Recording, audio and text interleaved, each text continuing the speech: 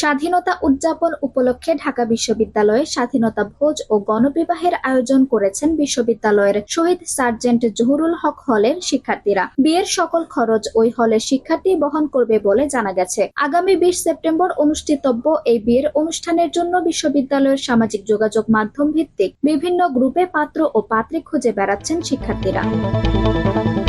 গণবিবাহ অনুষ্ঠান আয়োজন সম্পর্কে জাহাঙ্গীর আলম নামের ঢাবির এক শিক্ষার্থী বলেন, গণবিবাহের আয়োজন করছেন এটা প্রশংসনীয় উদ্যোগ। তবে বিয়ের প্রোগ্রামটা যেন দুই পরিবারের সম্মতিতে হয় এবং ছেলে মেয়ে দুই পক্ষেরই বাবা মা বা অভিভাবক যেন উপস্থিত থাকে সেটা নিশ্চিত করবেন বলে আশা করছি। বিয়ে সবার জন্য মঙ্গল বয়ে আনুক। ঢাবির শহীদ সার্জেন্ট জহুরুল হক হলের শিক্ষার্থী জহির রায়হান বলেন, জুলাই বিপ্লবের পরে জহুরুল হক হলের গণবিবাহ কর্মসূচি একটা ইতিহাস রচিত করবে।